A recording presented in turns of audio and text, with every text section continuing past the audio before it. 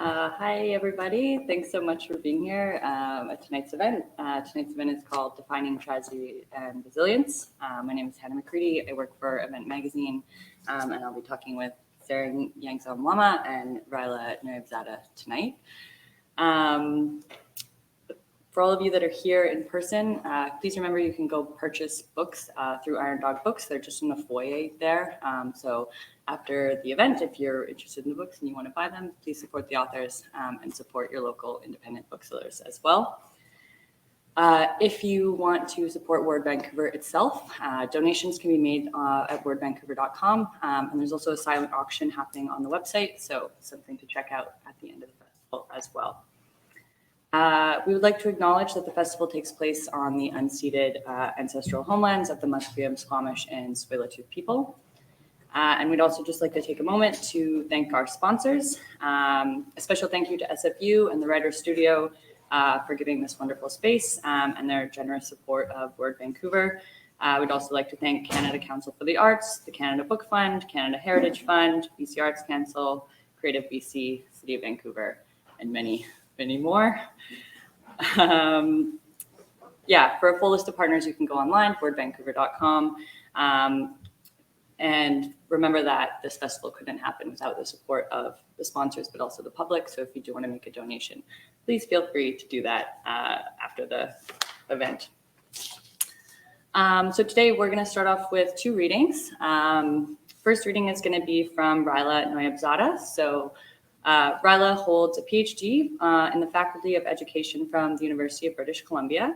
Her recent novel, Monster Child, published by Wolsak and Wynn in 2021, has been nominated for the Ethel Wilson Fiction Prize, the Roderick Haig Bowen Regional Prize, BC and Yukon Book Prize as well.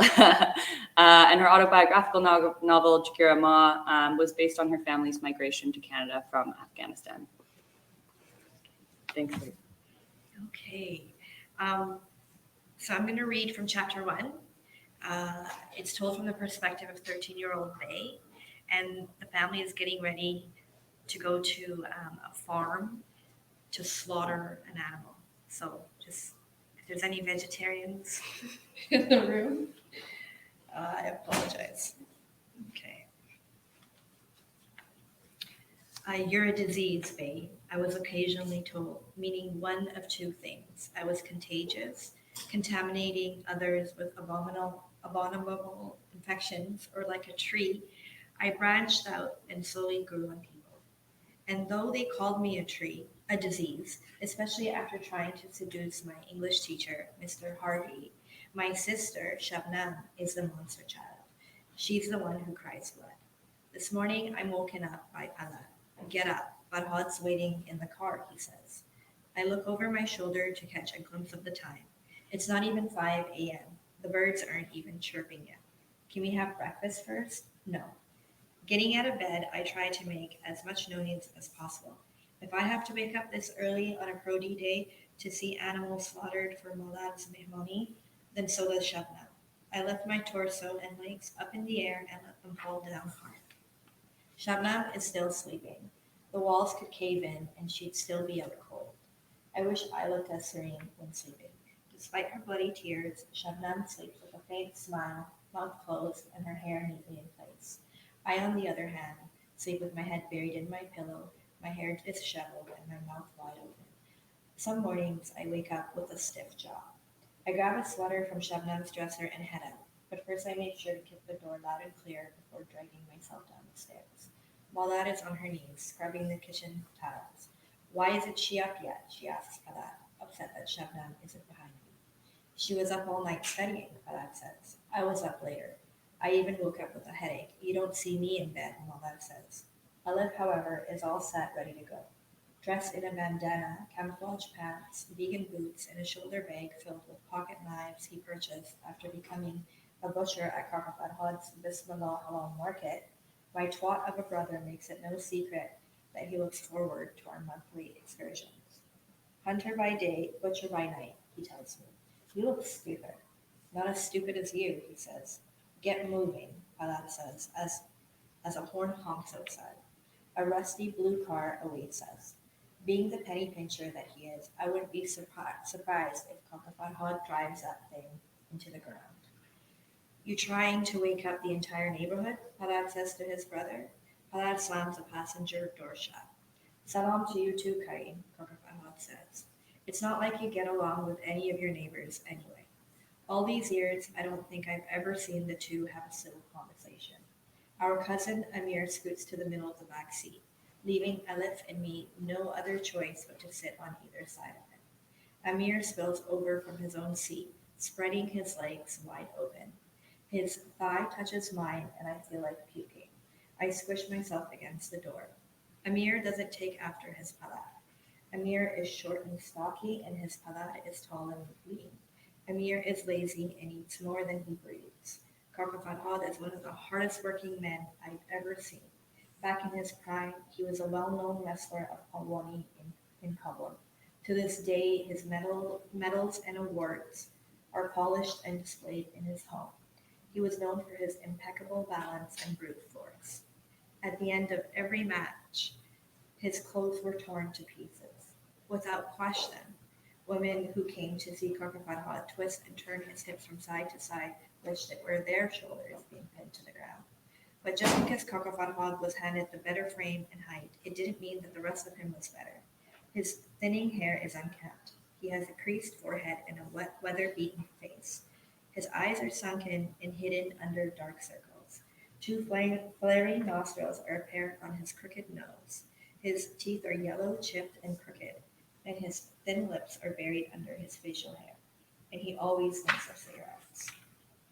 The sun shines directly into my eyes.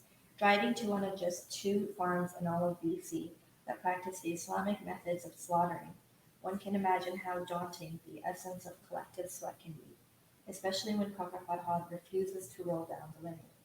The air in the car smells like morning breath and armpits. Amir, in particular, has a peculiar body odor. He smells like Hormasatsu. Not even the pine tree-shaped air freshener hanging from the rear view mirror can fend off the smell. I'm not the only one irritated by the silence. Kakafadhad gives in and plays Ramza. Luckily, I brought my discman with me so I don't have to listen to a bunch of men who sound like cats in heat. I slowly drift into sleep and Aleph nudges me. Nice try. I'm not letting you sleep your way out of this. Finally, Farhad pulls into a parking lot at Mustafa's farm. It's a 2-hour drive from our rundown neighborhood of crooks, stoners, and illegals. I step out of the car and catch a whiff of fresh air at last. The sun is still blazing hot. My throat is dry. I lick the roof of my mouth. Mustafa, dressed like he's about to attend a golf tournament, steps out of his mansion. He greets Kaka Farhad but not Pabad. Salam Bialajan, why don't you come inside and join us for tea? My wife just finished baking naan. Because the other halal farm is located in all-white Fort Nelson, Mustafa knows he can get away with being a dick.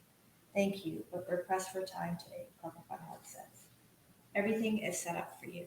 Let me know if there's anything else I can do, Mustafa says. Halad and Kaka Farhad go searching for the chunkiest animals to slaughter, while Aleph, Amir, and I stand still, like three sterile testicles. Mustafa's farmland is green and spacious. Lazy cows chew grass all day long. They're secluded far away from the sheep and goats. I don't know why Padar chooses to bring me here. Sometimes I wonder if he mistakes me for a boy. I spot one sheep from far away. It reminds me of Lamb Chop from Lamb Chop's Play Along. I've never found any animal attractive, but this particular sheep is an exception. It's white, fluffy, and plump. Its pink ears hang down perfectly down its face. The teenager side of me wants to pet it. Luckily, Kakafarhat spots a sheep that's fluffier and plumper. Lamb Chop is off the hook, at least for now. Holding the animal by its fore and hind legs, Kakafarhat places it down on one side.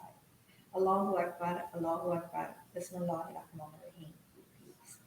Falah pulls out his Qibla compass and places it on the ground. The Qibla is that way, he says, pointing east. Aside from butchering an animal, my family also prays in this direction 5 times a day. For a short period, the animal tries to escape. From afar, I can see a tear dribble down its face. Animals aren't as dumb as they look. At this moment, it becomes clear to them that they're drawing their last breaths, and they submit themselves. Padar hands Kakafarhad a bottle of water from Alep's bag. The thirsty animal takes its last few sips. Again, it tries to fight and then willingly submits. Padar holds the animal's hooves together as Kakafarhad lifts its head. When he makes the niyat to slaughter, he utters Bismillah. With a sharp knife, Kakafarhad slits the throat. The blood flowing out of the animal is tranquilizing. I imagine every tension in my body releasing itself into that stream of blood. Even though the eyes are still moving and there's slight movement in the feet, I find myself lost in the deep red color, a fascination I developed thanks to Shabna. The aura of blood is so overwhelming that I can almost taste it. Hadad is drenched in the animal's blood too. While it is hung up to drain, Kakafarhad wipes the blood from his forehead. He passes the towel to Hadad, who then wipes his scalp, neck, and forehead. Watching them pass a wet towel back and forth is more nauseating than watching the animal being cut open. Padar unfolds a newspaper and places it on the prep table. Then Kakafarhad takes the animal by the legs and places it on the paper. There's something strange about butchering an animal that brings them closer together. The younger brother does the dirty work, and the older does the bitch work. Whether Padar likes this is another story. My hands are bloody, Kakafarhad tells Amir. Go grab my bag of knives from the car. Amir runs to the car, panting so loudly that even the animals can hear him. I can't find it, he shouts. You're just as useless as Mustafa's knives, Kakafarhad shouts back. Check the glove compartment. Overworked from the jog to the car, Amir decides to walk back slowly with the knives. Run, Astaghfirullah, Kakafarhad says. When disappointed by their children, white parents say Jesus Christ. Muslim parents, on the other hand, say Astaghfirullah. Kakafarhad pulls out his knives and places them neatly on the ground, from biggest to smallest. His knives are so sharp, you can lose a finger just by staring at them for too long. Cutting through the wool is always the toughest task. Regardless of how sharp the knife is, the outer coat doesn't peel off easily. After the rib cage is cut open and the internal organs are removed, the animal is chopped and layers of fat are trimmed. Finally, the animal is put into oversized garbage bags before it's transferred to a wheelbarrow and jammed into the trunk of the car. No part of the animal goes to waste in our household. Slaughtering an animal according to Islamic practice is arduous. Islam is the only religion that provides detailed responses to every matter pertaining to man's life, Maulana would always say. There was no disputing, for even something as banal as slaughtering was thoroughly laid out, step by step, in Ayatollah Sistani's exhaustive text, Fawzul al-Messiah. Get even one step wrong, and you'll be left with a haram carcass. First, the animal must be alive and fully capable of running away before it's slaughtered. And it's important that the animal is given a drink of water to show respect for both the animal and its creator. Second, the slaughtering process is to be fast and efficient, so that the animal doesn't endure a long and painful death. Thank you, and I'm sorry about that. That was very graphic. Thank you so much, Rahela. Okay, our second reader is Tsering Yangzom Lama.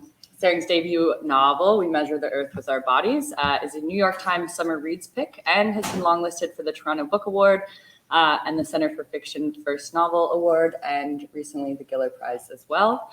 Tsering holds an MFA in writing from Columbia University, a BA in creative writing and international relations from the University of British Columbia, and she currently lives in Vancouver.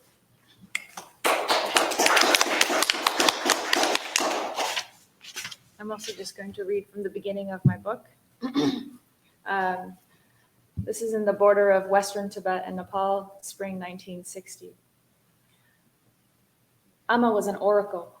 The realization came to my mother late in life, when her monthly bleeding stopped and something else opened inside. Some in our village called it an affliction. They said there was a crack in her mind that left her open to spirits who would consume her. But Amma insisted it was a blessing to lend her body to the gods and allow them to speak through her. In time, everyone would listen, and the words of an otherwise ordinary woman would lead us through the coming troubles. It wasn't just my mother who had changed. Packs of wolves and rats swept through our valley. Next, there was an earthquake that tore a jagged line through our village monastery. Then, just as I was learning to speak, there came news that invaders had crossed our border, entering our land as two enormous snakes. In the distant town of Kardze, people watched them cross the river in long lines and burrow into the highlands. They wished to be called the People's Liberation Army, but we knew them as the Gyami, a people from the lowlands to the east. In the years that followed, rumors came like crows, even traveling as far west as our village. Although I was just a young girl, many of the rumors landed in my ears before anyone else in my family. My source was Laksam, my oldest friend. He worked as a servant to a traveling merchant who traded in gossip as much as iron pots and pans. In our free moments, Laksam and I wandered in the pastures with my little sister Tenki, hanging on my back or flopping around in the grass. In those hills, Laksam told me the most shocking stories. Gyami soldiers had seized farmland in the east, and many of our people were now starving. No grain, no salt, no meat, or even butter. I walked around in a daze after hearing this, unable to imagine life without butter. Laksam said that although it was quiet in our region, a resistance raged in the east, in places where iron birds circled the skies, and bullets big and small rained down on entire towns, smashing bodies as if they were nothing but effigies made of dough. Where rooftops were torn apart and no one could tell whether they had found the remains of a loved one or that of a stranger. But I did not tell my family these things. I never repeated them to anyone. Then, last spring, our village heard of a terrifying ruse, a plan to lead the precious one into the dragon's home. Hearing about this trap, thousands of our people in Lhasa gathered around the summer palace, forming a protective circle with their bodies. Even as the soldiers neared and the scent of gunpowder swirled in the air, our people refused to leave. To prevent a massacre, the precious one disguised himself as a commoner and fled south by night to another country. So did the great Neching oracle, who had divined their escape route through the mountains. When the foreign troops learned that our leader had slipped away, they pierced the crowd with bullets and lined the streets with corpses. After the precious one left, the sun was erased from our skies. Flowers refused to bloom, and our yaks made no milk. In that darkness, every family in our village wondered if it was time to leave, to follow our leader to the lowlands until the day when it would be safe to return. Others recited a bleak and ancient prophecy. When the iron bird flies and horses run on wheels, the people of snows will be scattered like ants across the face of the earth. It was that day, nearly 10 years after revealing that the gods had spoken to her, when Amma said to us, "Now is the time. I must give my body to the spirits." Sitting on the kitchen floor beside my sister, I watched my father's face in the hearth's glow. Bala remained still as we chewed on strips of dried meat that Amma had cured over the winter. I could see that our father was clearly picturing everything that would change for us. But after a long while, he frowned, showing all of his new wrinkles at once, and nodded in agreement. By morning, our entire village had heard that Amma would begin the rites for instructing the gods. She would finally call them down to her. It made sense when they said Tenki was too young to watch the initiation. She was barely 10. But I couldn't believe it when Pala also ushered me out of the room. While at least 20 people from our village filed into the kitchen, many of them patting Tenki and me on our cheeks and heads as if to cheer us up, the two of us were forced to wait in the hallway. Even Laksam managed to slip in, though not without flashing a huge grin in my direction. I stood there chewing my nails until the prayers began. Then I realized what I needed to do. Taking Tenki outside, I ordered my sister to gather our sheep along the hills and bring them all back, a task that would take at least an hour, even with our dog Dixon's help. Thankfully, my sister was somewhat obedient this time. She went off in search of the sheep, and I rushed back home to watch the ceremony through a slit in the wooden door. Over a thick huddle of bodies, I saw Amma, seated on the ground with her head down. Beside her stood a teacher monk and his young assistant, who looked frightened to perform such a task when he typically spent his days carrying milk and water up to the monastery. "If you are a god," said the elderly monk as he faced my mother, "take this apron." The assistant produced an apron and tied it around my mother's waist. Amma continued to gaze the floor as her body trembled. "If you are a god, then take this drum and bell." The assistant placed these instruments in Amma's hands. Come to this woman, speak to us. Stay not at the top of the mountain, but come to us. Amma began to shake and whisper in a bird-like voice. The assistant placed a heavy embroidered cape around her shoulders, then a 5-pointed crown on her head. Despite the weight of the regalia, Amma hopped up on her feet and began to rock side to side. The assistant moved away, his eyes wide with fear, but the teacher monk called him back. Take this golden drink, he said, holding out a bowl of beer. Putting down her instruments, my mother took the bowl, offered it to the sky, and drank the beer in one gulp like a man. Then she danced, spinning left and right, jerking and dipping her head. The teacher monk leaned in, pushing my mother's shoulders down to keep her still, and spoke into her ear. She shook like a startled horse and uttered a language I could not understand. Was this the language of the gods? Hearing my mother's words, the teacher nodded and reached into a bowl of rice. With a graceful flick, he tossed a handful of grains onto the drum held flat in his hand. It sounded like a rain shower and still echoes in my head. It is dangerous to call the gods, he told the audience. We must ensure that we have not called a malicious spirit by mistake. The teacher monk also explained that if an evil spirit entered her body, there would be chaos for Amma and everyone who sought her help. On the other hand, if part of my mother's consciousness remained in her body, when a spirit entered, she would become half god and half human, and then we could not trust her words. Hearing this, I began to shake. If the gods never left my mother's body, she would never be herself again. Why would Bala agree to this? Yet it was already far too late to stop. The teacher said that it was time for the test. Amma must be able to say, without looking, exactly how many grains of rice had landed on the drum. She also needed to know the meaning of this number, what it prophesied. Pressing my face into the door, I strained to learn the outcome. I had my answer when the elderly monk slowly knelt and prostrated himself before my mother. A wave of prayers rose from the crowd as they too lowered to the floor. Only I remained standing, peering through the crack, trying in vain to catch a glimpse of my mother's face. Then my chest felt heavy like wet clay, and I was drawn face down to the floor of frozen mud, my palms pressed against my head, my lips moving rapidly in prayer as breath spread between my ribs.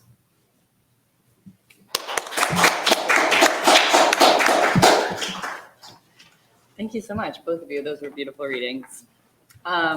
To start off, for those of you who haven't read either of these books yet, each one is written in a way that you get a different perspective from a different member of the family through each chapter. So each chapter kind of tells similar stories, but from someone else's eyes. Can you tell us a little bit about why you chose that structure for your novel?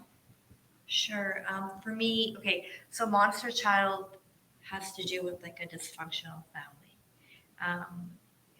There's a lot of domestic abuse, and it's an unhappy marriage between the mother and the father. And I'm always very interested as to how that affects children and seeing just the world through the eyes of the children.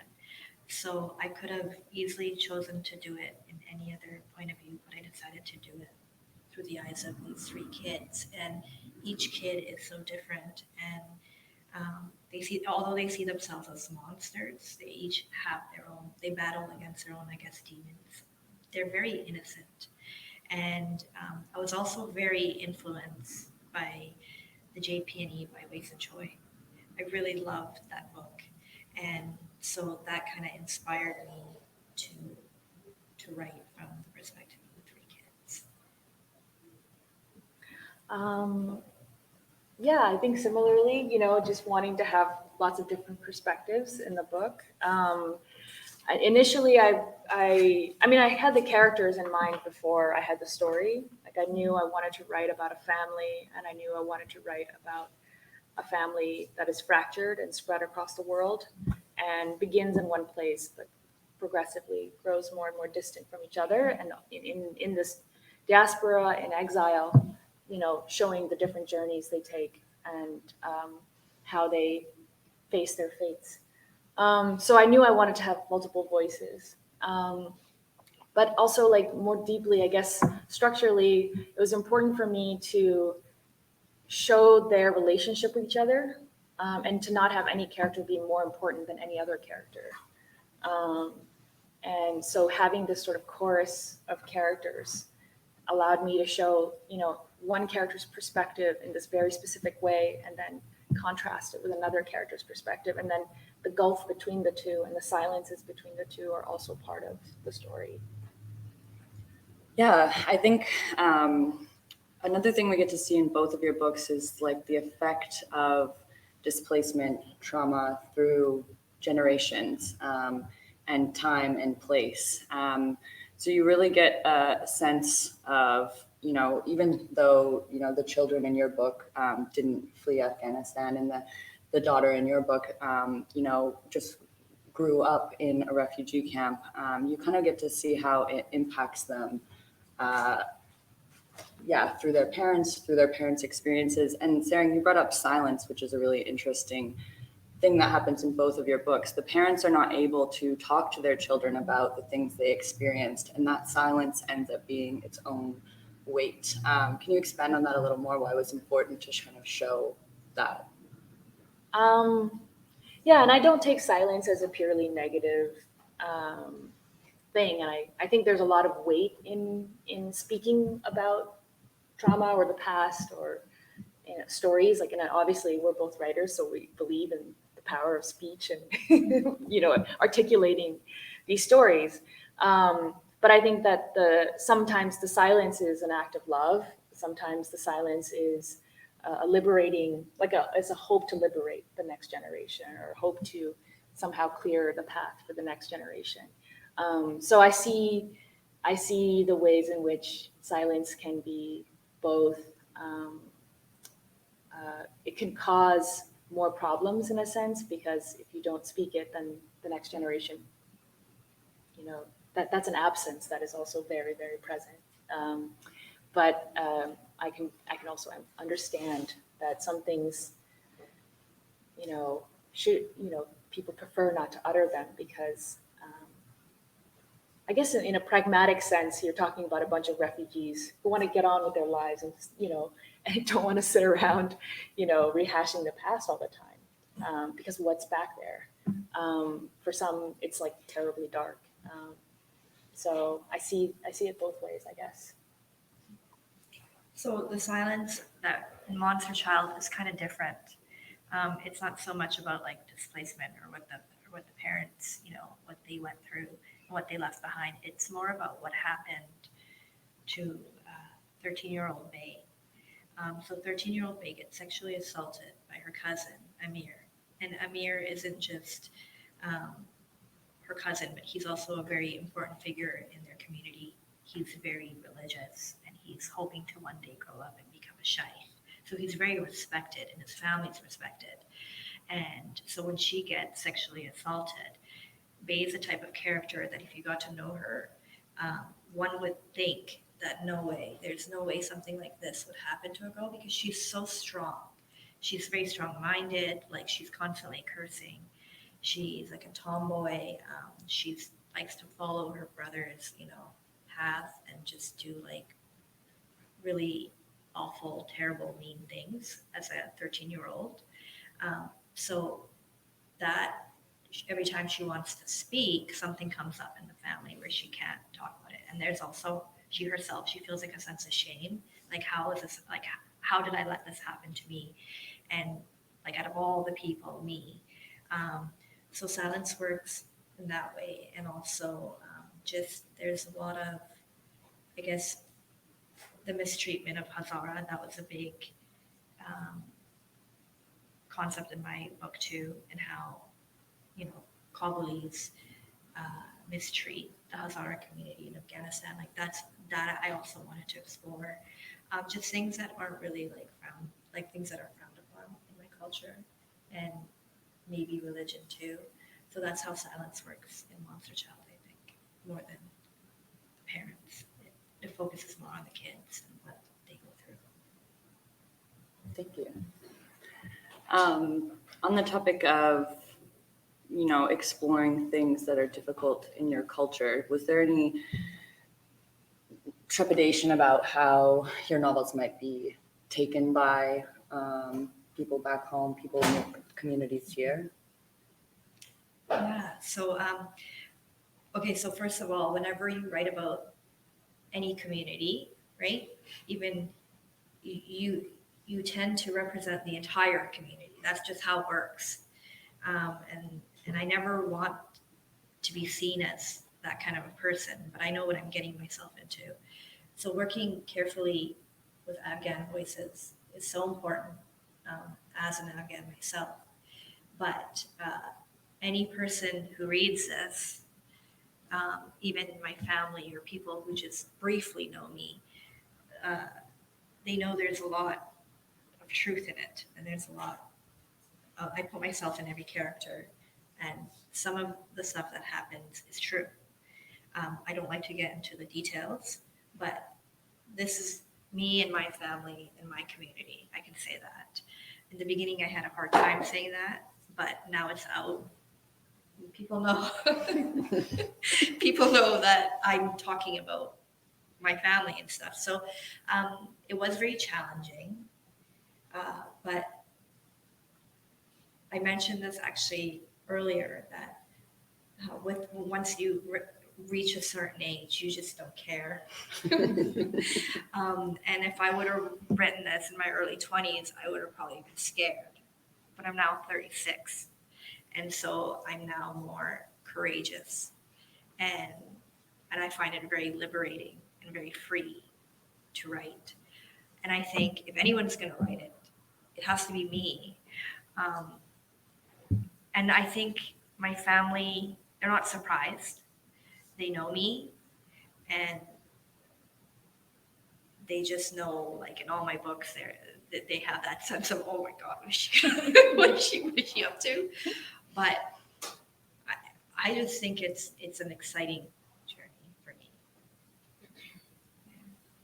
Yeah, I mean, Rahela's, mentioned the word truth, and I think that that's sort of the principal organizing or like driver for me as well. Like I'm trying to write as honestly as I can. It's a work of fiction. It's invented. These people don't exist. The story was made up as I wrote it, but I'm trying to be as honest as I can about the world that I'm trying to depict, the world views of the characters that I'm trying to understand and you know examine and present. And I'm trying to be honest about my perspective as well. This book has all these characters, but ultimately it all comes from me. So this is my perspective, and I have to be honest, and I have to stand behind that. I will say that, of course, I had trepidation as well. There are not that many books from my community that are published in the West, and certainly not having made it through all the gatekeepers in major publishing here. And there are really good structural reasons for that, really good like political and social and class reasons for that. And so understanding like the specific privileges that I've had, I was very conscious of taking time to research properly and to really think through what it is that I'm conveying. But my ultimate loyalty is to being as honest as I can be. I'm not here to be a mouthpiece for a community or for people, anybody beyond myself. That's my name on the cover, and that's really what I have to think about. Mm-hmm. And so it has to represent my perspective and my searching and my process and my reflection of the world. Mm. Was there? I know that from reading about you that it took you 10 years to put this together. You did a lot of research, even going to Tibet. Did you encounter any other kind of barriers to getting the information that you needed? Same with you, Rahela. Is it difficult to, find the information, access the information when you're so far away from home? Yeah. I mean, I think probably similar to you, like it's very difficult to go to Tibet. This is a country similar to Afghanistan, which has, been ravaged by colonialism and ongoing colonialism. So it's very difficult to get a visa, to get entry. I mean, I went to the border of Tibet and spent 15 minutes there on the border, and that's all I could do. So, I cannot actually enter. And if you do enter, you can only go to certain specific places. You're under deep surveillance. It's really not a safe place. And writers in Tibet are among the most persecuted and the biggest target, I guess. So so, if you're writing a historical novel about a place that you can't go to physically, and also about a period that hasn't been served fully by historical record, especially because I'm writing about refugees, right? They're not considered the most important people you write about.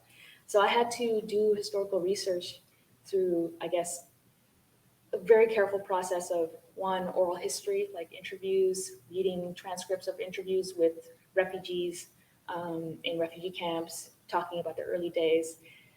Two, traveling to regions. Three, spending a lot of time in the stacks in the library, reading scholarship, scouring the internet for photos from that period, from the 60s, 70s, just to see what the landscape was like, what these camps were like. I also read organizational records, like reports from the Red Cross, just to see what I could find out about the condition of these camps. Learning that people lived on one bowl of rice a day. Okay, that's very important. So now, how do I convey that? They had these diseases. All of these things that actually, when we're talking about silence, those are the things that get silenced. Not just individually. It's not an individual choice to silence it. It's structural. It's history. It's these so these nations. It's a country that's been erased from the map. So there's so many silencing acts that are happening here. So in a sense, I'm creating a sort of history in this text. Yeah. Well, for me, my history is a little different. I've never been to Afghanistan. I wasn't even born there. My parents don't really, this is kind of sad, but my parents don't even feel a connection to Afghanistan anymore. They fled during the Soviet invasion, and they met in Iran. So my mom was so young. She was probably, I don't know, not even 20 yet. And now when you ask them, they identify home as Iran, not Afghanistan at all, which is so sad.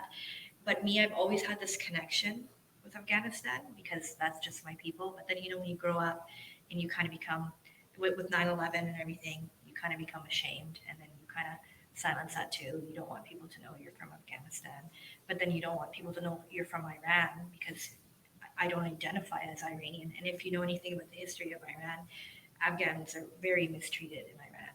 So it was just very difficult, and especially since my parents don't really have a connection to home, like I had to kind of find that myself. And I have some family in Afghanistan right now, and I felt even more connected and more this like longing to find home ever since what happened to it. Like we all know what's going on in Afghanistan right now. So for me, it was a lot of just me doing my own research and not really not getting much help from my family. Do you know what I mean? They were my main resource. Like I didn't really need to do a lot of outside research because I still know my culture very well, even though I was raised here.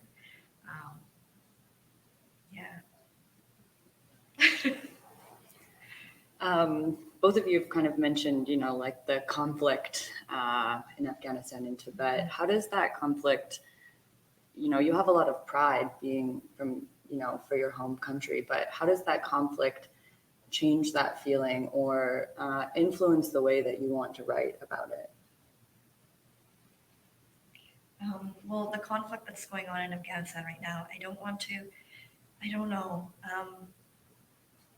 I feel more close, like myself, my relationship, but it's very tricky to write about it because people I find that people don't want to hear immigrant stories or refugee stories. I find that, especially when it comes to Afghanistan, I truly think that not a lot of people care. And so I do want to write those stories, but at the same time, kind of, I guess, have it set more in Canada or the US or something, just so people can relate to it. I don't know what more to add. Yeah, I think there is like a sort of a headline version of understanding, that Tibet is an occupied country, and that's basically it for most people, right? And it's like understandable to some degree. It's, but for me, this is a work of like it's a work of fiction. So I'm really trying to think of how I can go deeper than the headline and go beyond a single message understanding of this world, these people, this community, this existence, what it feels like to be alive right now, and what it's felt like for the last few decades. And so with that, I'm really just trying to go beyond like whatever is like the surface level understanding.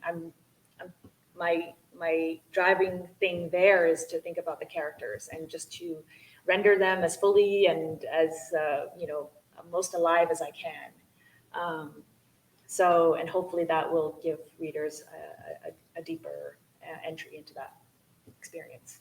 Yeah, I mean, that's the beauty of fiction in a way. It's more approachable for people sometimes because they don't have to feel like they're researching, but being able to flesh those characters out, which you both do beautifully, really gives you a deeper connection to the story and sort of the story outside of the story as well, which is important.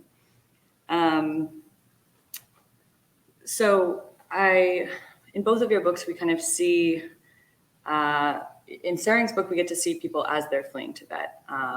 In your book, they're already in Canada. Bay and Shabnam's parents have come to Canada and they've already been living there, and the kids, all they've known is Canada. But we see in the parents and the children in your book that going to a new place or escaping the conflict doesn't really make things better. This week I read an article by Danny Ramadan, who's another local author. He came to Canada as a Syrian refugee, and he wrote in his article how when he was applying for refugee status, he thought going to Canada would fix everything and then everything would get better. But when he got here, he had the hardest year of his life. He had to find a job and learn a new culture and face homophobia and bigotry all over the place. So what did you want people to know about the effects of displacement and the refugee story as a whole that maybe isn't fully understood?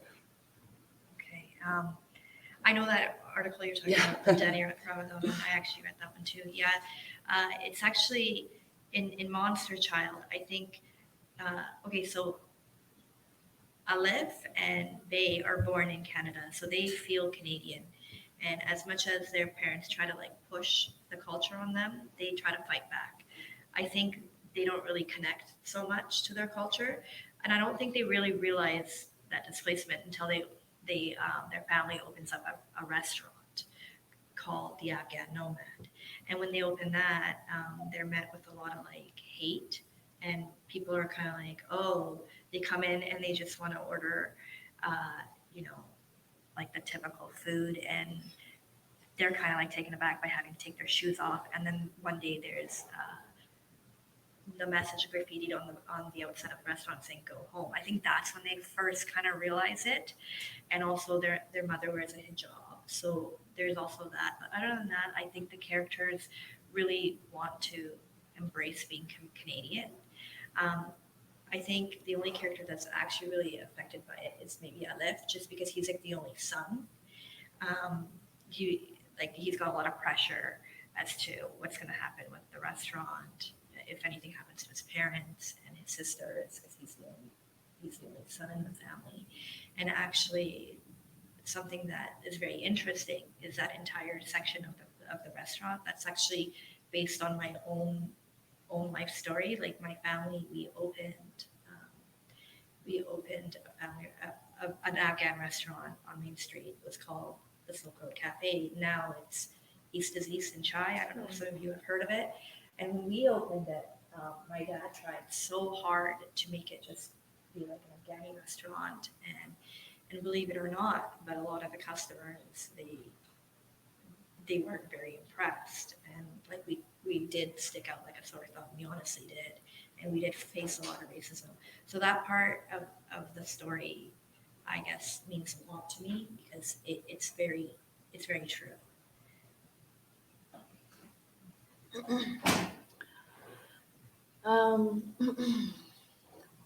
Well, I mean, I guess, this is a story of a family that is fractured. And each of the characters' experiences is very different. from the others. But overall, these are people that are, I guess like meeting up against the limitations of their circumstance, and are extremely. I think they're extraordinary people, even though they're very ordinary. They're very humble, and I think what's extraordinary about them is, I guess, their love for each other and their care, and even when they're, I guess, doing things that are wrong, that we would consider wrong, they're doing it from a place of deep love. So I guess I really wanted to convey that there's just so much love in this world that I'm writing about, and I don't know. I think that's something to be in awe of. I think that's something to celebrate. Yeah, absolutely. So I'm just going to do one more question from me, and then we'll open it up to the audience. Because the topic of this talk is defining tragedy and resilience. Both of your books make an effort to do this quite beautifully. You should all read these books if you haven't yet. They're wonderful. How would you define tragedy and resilience in your own words? Deep breath. Doesn't have to be a perfect answer. It's your own words. Tragedy is just something, I don't know, something common that happens to everyone. It's just part of life. And I don't want anyone to take away. Okay, so a lot of people who read Monster Child, they were like, why is this so depressing? Why is this so sad? And I don't want people to be like, oh, all these immigrant refugee stories are also sad. They're also depressing. And but you know what? I'm not trying to say this is how our life is, but this is part of our life, and this is just what I want to write about. There are some happy moments. I don't think tragedy is something so bad. I think it gives you that opportunity to kind of grow and be resilient. And though Monster Child is such a tragic, depressing book, and all those characters, those three kids, they're fighters, I think, and they're so resilient. And I think that's what, and here, it's funny because I'm bragging about my book, but I think this is what makes, Monster Child, I feel, so powerful. Though there's all that tragicness going on, there's these characters that really flourish in life, I think. Yeah, just like Tsering said, the love and the joy, right? Mm-hmm. Yeah, totally. Thanks for taking that question first, because it gave me a minute to just think about it. It's a really difficult question. But when I think about the two words, tragedy and resilience, my reading at least is like tragedy feels like something that happens from nowhere. Like there's almost a passivity. It's like just a circumstance. There's tragedy. It's just it comes from nowhere. There's no sense of like the injustices, the structural reasons, the political reasons, the power, the oppression, all of these things that cause that tragedy to occur. It's just a tragedy. And resilience for me feels troubling in another way, in that it's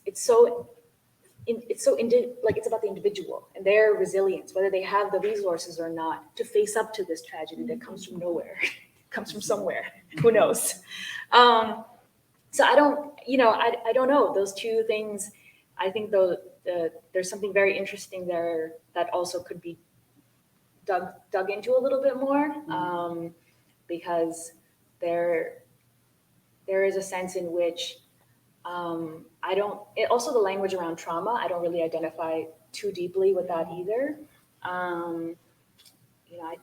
For me, this community, these people at this moment in history are engaged in a struggle. They're engaged in a struggle against a very oppressive, brutal power that has colonized them and that has created a black box around them and that has displaced them and created a refugee existence for them. So either they're in Tibet or they're in exile. But in both cases, they are subject to these forces, and they're subject to global forces that collude with or allow or look away, ignore, all of these things, profit from this tragedy that actually has a reason and has a dynamic and has a power structure and has a mechanism to make it happen.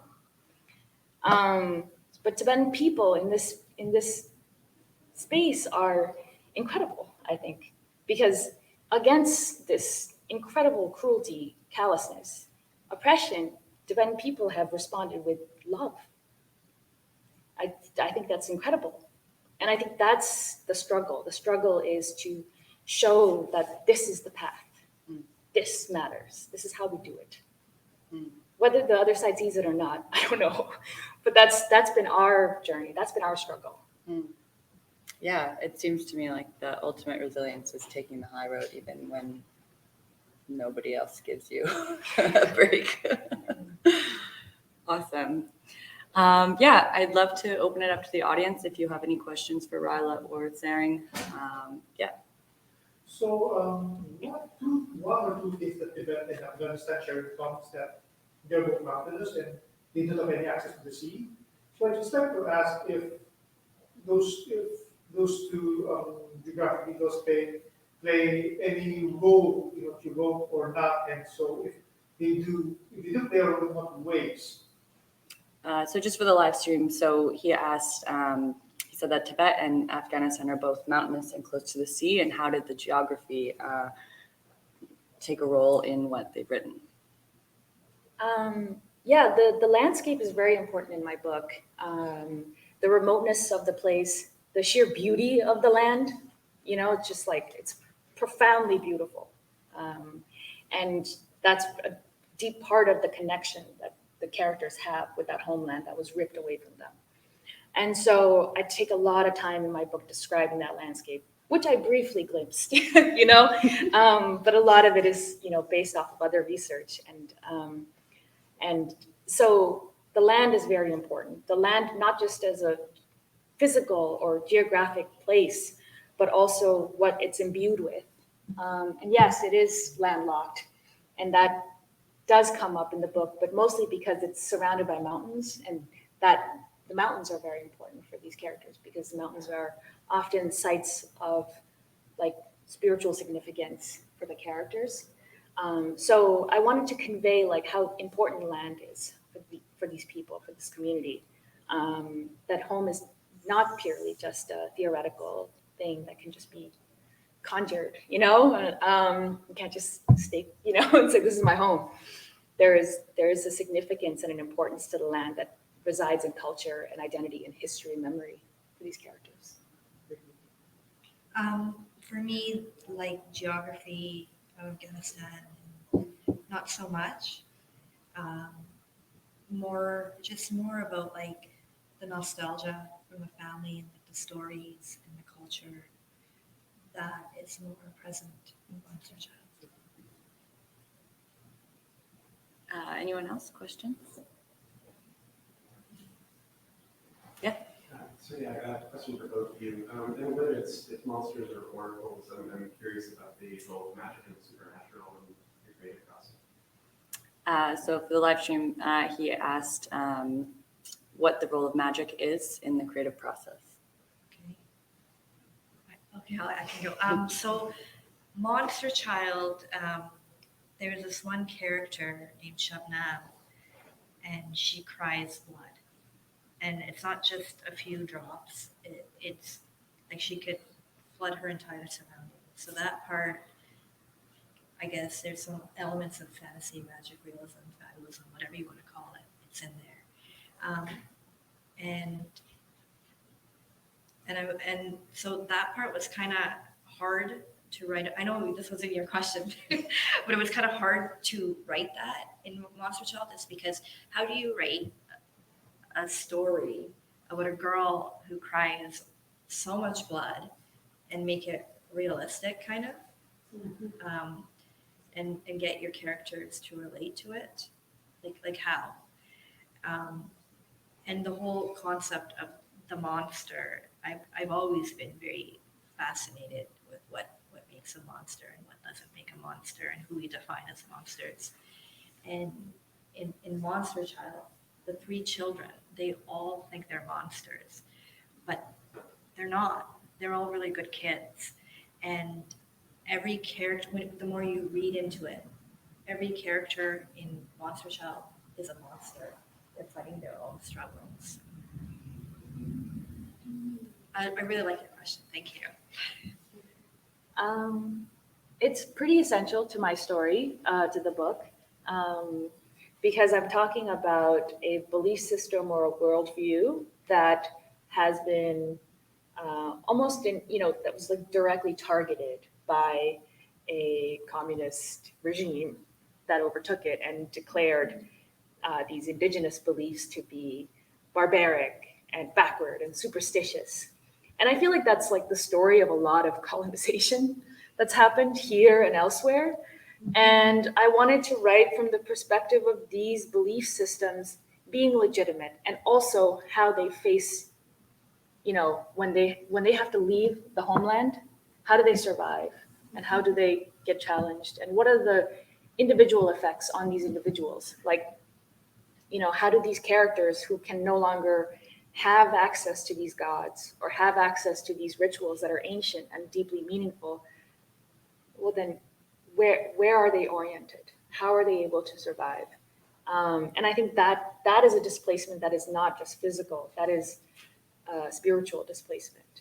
And that's a big part of the story. So I wanted to center that belief system, that magic in the book for that reason. Yeah. Yes.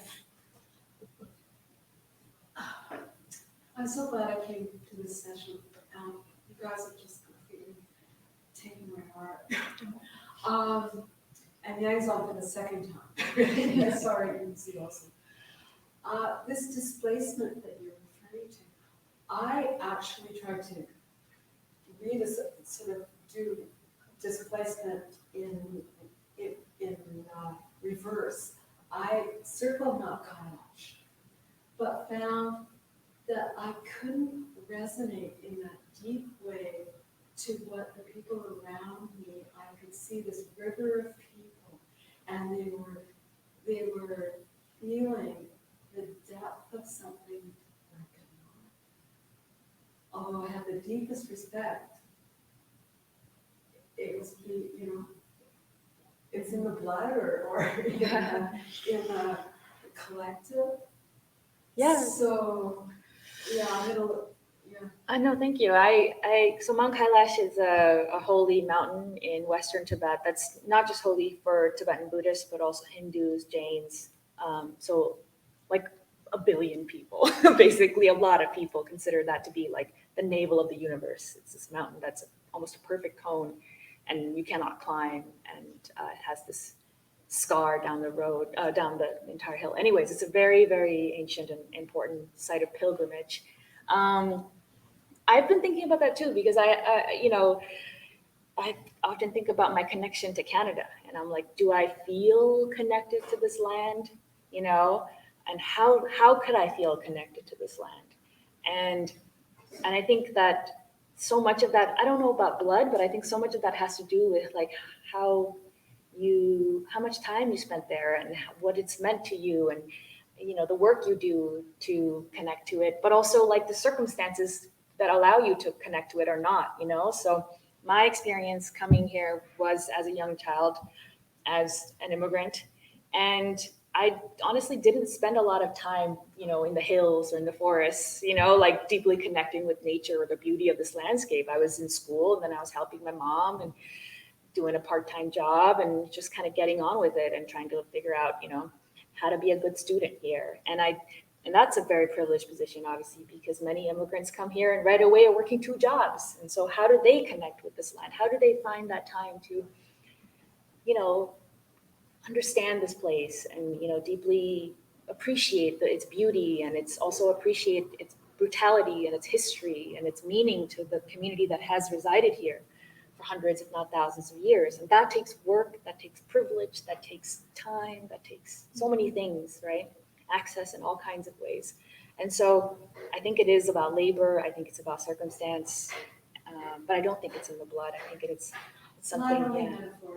Yeah. I hear what you're saying, though. But it's a great question because it's something that I think about Canada. We've hit time, so I'm going to end it there. But thank you all so much for participating. Thank you so much to our two incredible readers and writers. Please go and pick these books up. They're selling them at Iron Dog just downstairs. You can also go to your local independent bookseller. Thank you so much to the staff, the volunteers who have been working at Word Vancouver making this possible, specifically stay-at-home fundraising. And their tech team have been amazing. So thank you so much. There's one more event today. It is in this room. It's Michelle Good and Nathan Adler. So that'll be happening at 7. So please, in the meantime, go buy books and spend money on authors. That's what we're all